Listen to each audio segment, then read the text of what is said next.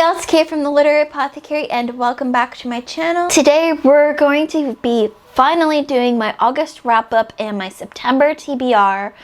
This has been not a long time coming, but a couple days coming. I had promised it on Wednesday and then Thursday, and then just my week got very busy and I didn't have a chance to sit down and plan for it or film it. And then John's birthday came around and of course I spent all day with him. And so now I'm finally filming this, finally getting this out for you.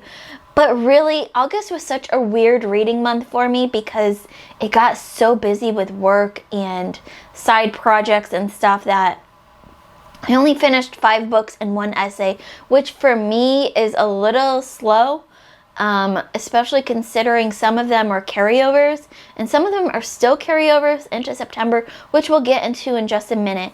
But this wrap up is going to be a fun one. It is going to be a little bit different than what I usually do. So one day I was on Instagram and I saw this, what do you call it, meme image snapshot of, I think it was an episode from an episode of Who Wants to Be a Millionaire. And it made me laugh so much. And I sent my friends Tiffany and Stephanie a message with that image saying, this is how I'm going to be reviewing books from now on.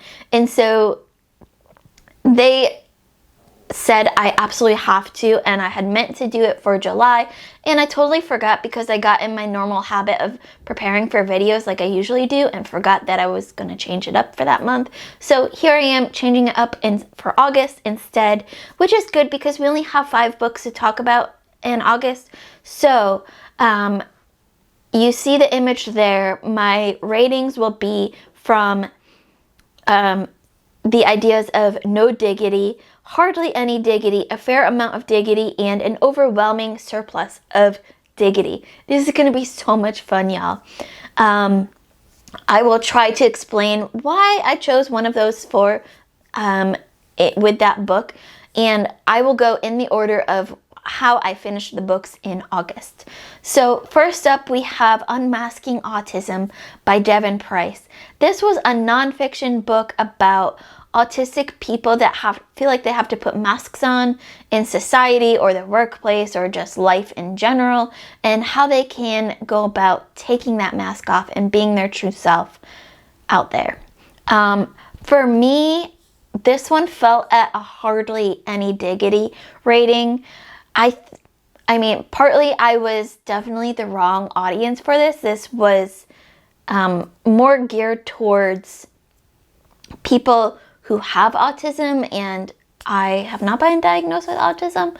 Though there were some moments where the writer was talking about autistic people and autistic characteristics, and I thought, wow, that sounds really familiar. Do I have autism? But I think because it was only some of them and not all of them, and it's only sometimes and not all the time, I probably don't have autism. So that was a big part of why this book didn't sit whole well with me. I was the wrong audience. I thought it was interesting and very informative, yet it felt a bit defensive at times. Like this author was being defensive just in writing their books, when I get like in society and stuff you feel that way, but to be defensive while you're writing a book about unmasking autism feels a bit counterintuitive to me. So there was that too. I did get a quote from it though. I thought this quote really captured it well. Autism touches every part of the autistic person's life, and you often don't think about all the different aspects of a person's life when you think of something like autism, because it's can be a very visual syndrome, disorder, whatever you want to call it, and a lot of times people only think about the parts that they see themselves. So I thought that quote did a really good job of, touching on autism in general.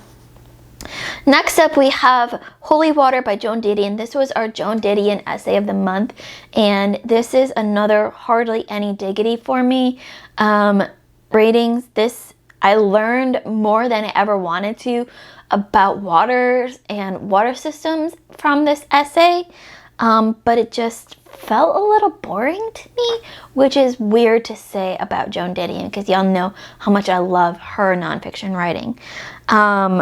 I did, of course, get one quote from that essay, though. That is, water is important to people who don't have it.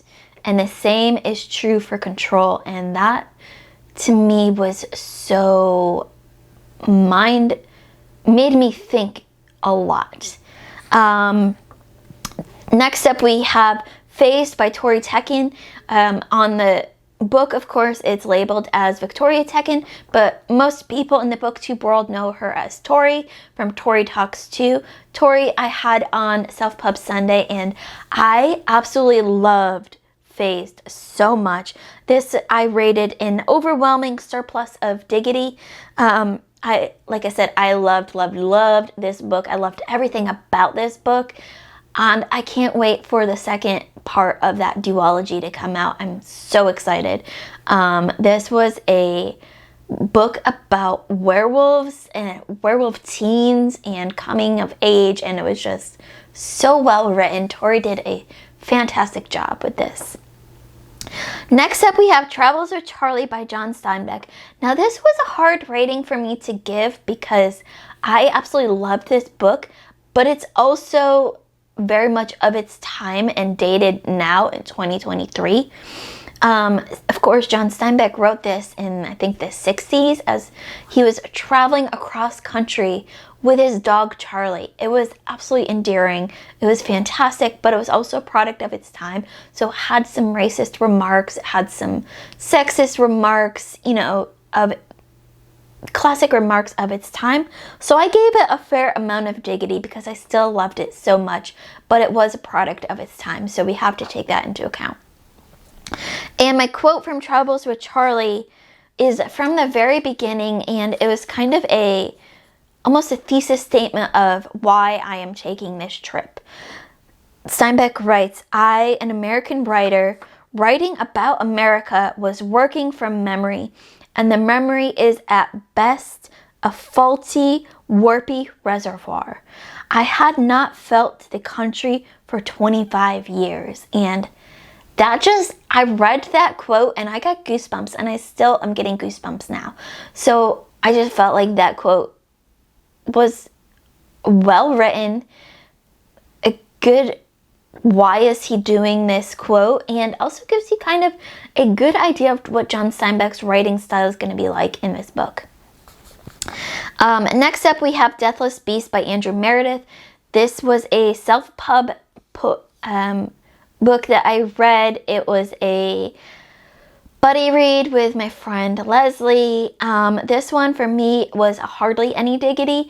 It wasn't no diggity because I didn't DNF it. I finished it. But it just wasn't the right book for me. It had a lot going on with a lot of characters that for me felt the same. And it just didn't connect with me in the way that I hoped it would.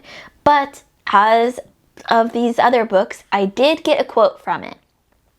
And I think this one is pretty spoiler free because it doesn't give away any big details. It does have a character's name in it though. As he walked, Hannon felt his past slipping off his back and the future setting squarely on his shoulders. And I just thought that was a well-written sentence. And our last book that I finished in August was A Dance with Dragons by George R. R. Martin. Of course, this is the 5th book in a Song of Ice and Fire series, and this is an overwhelming surplus of diggity rating for me. I absolutely loved this book and this whole series so much. This has become one of my favorite fantasy series. I just thought the writing that George R. R. Martin does is so well. He intertwines the characters and the world building and the plot building into one cohesive story. His world building is so huge and expansive, yet it also still feels like everything is still very connected in one world, and I just can't get enough of it. And I really hope that we get those last 2 books, though I'm not holding my breath.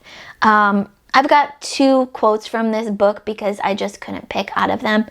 They come from actually the same page, and they're completely spoiler free. They could be used in fact, one of them I have heard in other, like I see it quoted all the time elsewhere out of context without the character's name in it. Our first quote says, "Dreams became lessons, lessons became dreams. Things happened all at once or not at all," and that just resonated with me so well because it's so true about so many things in life. And then the second quote, this is the one that I see all and everywhere, all the places, all the time. And I left in the dialogue tag here, so it felt like a true quote from George R. R. Martin because it is one that I see everywhere. I didn't want it to become that generic quote, so I left in the dialogue tag here. The quote says, "A reader lives 1,000 lives before he dies," said Jojen.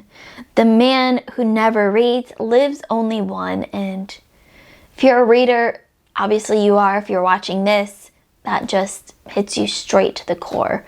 Ever since I saw that quote out of context, I absolutely loved it. And I had no idea that it was in this book. I don't know if it originated with George R. R. Martin or if he heard it from somewhere else and adapted it to his book.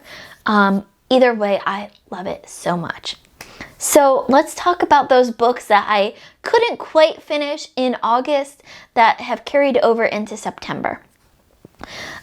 First and foremost, we have Little White Hands by Mark Cushon. This was my second Self-Pub Sunday book for August, and I actually finished that this morning, so more to come on that in my bi-weekly reading vlogs. I won't go into any further detail. You'll hear more about it in future videos. The next 2 books are books that I actually hope to finish either tonight or this weekend, depending on how the rest of my day goes. We have Labyrinth's Heart by M.A. Carrick. I started reading this as an arc. Technically, I'm still reading the arc, but now it's been released. It was released in mid-August, I think the 17th. I am loving this book so much. This is, of course, the 3rd and final book in the Rook and Rose series by M.A. Carrick. I think I like Liar's Knot just a teeny bit better than this book. That was book 2 in the series.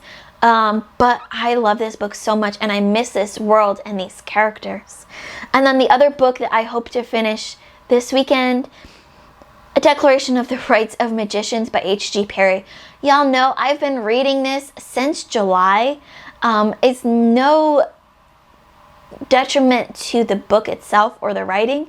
It's just a slow prose that you have to take your time with it, and I haven't had as much reading time this past month as I usually do and would have liked to, so I'm really hoping to finish that up this weekend so we can move on to another book. And then the last book that I'm carrying over from August into September is The Path of Daggers by Robert Jordan. This is book 8 in the Wheel of Time series. I know I'm behind, but you know, life gets in the way sometimes. This one is slow for me. I'm not enjoying this as much as some of the others, but maybe the second half will pick up just like a lot of his other books. So let's talk about those books that I plan on reading in September, hope to be reading in September. Of course, yesterday was John's birthday, so I let him add a book to my TBR. He picked the Star Wars book that we got at McKay's, I think it was last month.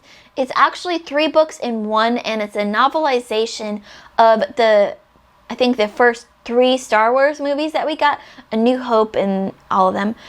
So I am looking forward to seeing how they adapted the movies into a novel, because usually it's the other way around. You get a book adapted into a movie. So I am really interested to see how it went with going the other way. Of course, once I finish The Path of Daggers, I will likely move straight into Winter's Heart, which is book 9 in the Wheel of Time series by Robert Jordan. My 2 Self-Pub Sunday books, Silhouette and the Shadow by Delaney Andrews, who will be on Self-Pub Sunday on September 17th. and Thrice by Andrew Meredith, which is book 1 in his other series, not the Deathless Beast series. And he will be on Self Pub Sunday, this coming Sunday, the 10th. A couple arcs that I've got on my TBR, The Bastard Heirs by Helen Reich Peterson. This is book 2 in the River to Rising series. This was part of the Waking Ursa Minor series. I am really looking forward to seeing this and where this story goes. And of course, The Hexologist by Josiah Bancroft, which I hoped to get to in August, but I hadn't started yet, so I'm adding that to the September TBR. That comes out at the end of September, I think the 26th. So I'm hoping to get that one done before release date so I can be a good reviewer again. Just a couple more books. We've got Weird Sisters by Terry Pratchett. Really want to get back into Discworld, and I kind of fell off the bandwagon on, what was it, July and August, I think. Just, you know, life got in the way. So I'm hoping to get back to that in September. I'm moving my patron pick from August to September. I haven't spun the wheel for a new one and hadn't gotten a response back from Ev about my August pick. So I am making the decision that I'm going to read a book that Ev actually sent to me. So I know she'll approve of this pick. That's Solace by Gail Kerrigan. This book has been staring at me ever since Ev sent it to me, and I can't wait to read it. It's gonna be so much fun, I think. We've got our Joan Didion essay of the month, Many Mansions. I'll probably read that this weekend and get that out of the way. And then, of course, September starts the speculative fiction indie novella competition. I'll have that link down in the description below so you can go learn all about that. It's basically the novella version of SPFBO and the sci-fi competition. Today actually opened up the entries for it, so I'm hoping by next week maybe we'll start getting those to start reading for that, because as you know, I'm one of the judges for the BookTube team, and I'm really excited to just get into some more novellas this year. I can't wait to start those reads. So that is it for now. That was my August wrap up and my September TBR. If you've read any of these books that I've mentioned, let me know in the comments below what was your thoughts about them. If you have read the books on my September TBR, let me know where I should start with this long list. Trying to narrow down my TBRs, get them smaller, but they keep rolling over from the months, so maybe I'll just start from scratch in January and just say any books I don't finish by the end of the year will be thrown back into the slush pile, and I'll get to them when I get to them. Who knows? We'll see. But that's it for now. As always, my Patreon and my Discord information will be in the description below. Keep reading, and I love you all to the moon and back.